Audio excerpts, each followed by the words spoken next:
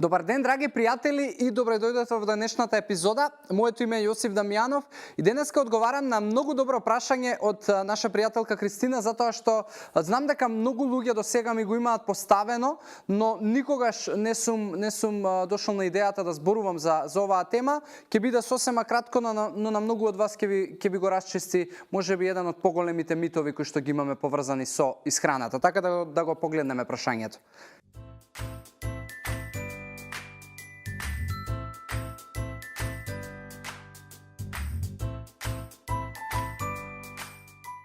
Кристина, одлично е прашањето и фала ти уште еднаш за тоа што ме поттикна на оваа идеја и на тоа да одговорам по ова прашање. Одма ќе ви кажам дека тоа е тотална глупост што и јас сум го слушал и знам дека се врти во многу кругови кога луѓе разговараат за исхрана и така натаму, затоа што сметаат дека пиењето вода одма после јадење или за време на јадење или не знам 20 минути пред јадење не било добро, затоа што ја нарушува дигестијата или ја намалува pH вредност, односно киселоста во желудникот. Но одма ќе ви кажам дека тоа е огромен мит, не знам од каде потекнува и нема никаква врска, затоа што пред се, за да ја намалите киселоста во желудникот, не знам што треба да направите и да испиете. Навистина тоа е многу тешка мисија и задача и не би сакал никој од вас да ја направи, затоа што ќе треба да испие некое средство после кое што ќе заврши животот. Али како и да е, намалувањето на киселоста во желудникот се случува после било каква конзумација на течност или на храна.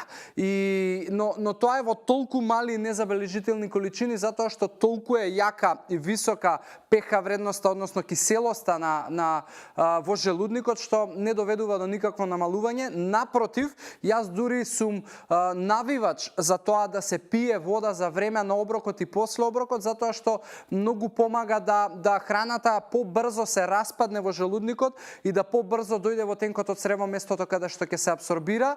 Јас тоа лично не го правам затоа што немам потреба, но луѓето и оние од вас кои што можеби сакаат да пијат вода додека јадат или имаат потреба веднаш да пијат вода после оброк или пред оброк, не е битно, воопшто не се секирајте, слободно правете го тоа, нема никаква врска дека ја нарушувате киселост или ја нарушувате дигестијата. Напротив, водата не може да ни биде непријател. Ние луѓето многу внесуваме погрешни течности и типови на храна кои што навистина ги нарушуваат процесите во телото, но понекогаш, знаете, сакаме да се фатиме за работите кои што ни се полесни, затоа што е полесно да не пијам вода за време на оброк и е полесно да не пијам вода 1 час после оброкот, па ми е полесно да го прифатам и го прифаќам, а не прифаќам дека еднаш треба да го променам мојот начин на живот и дека навистина треба да живеам малку поквалитетно и поздраво, дека навистина тоа благо, тие грицки, тие сокови и сите глупости кои што ги јадеме на дневно ниво не треба да ги внесуваме, но едноставно тоа е човечка психологија што јас ја разбирам, бидејќи и јас сум бил на тоа место. Секој од нас треба за себе да се одлучи и има лична одговорност. Уште еднаш, Кристина, фала ти, значи слободно пи си ја водата и прави си ја навиката која што до сега си ја правела.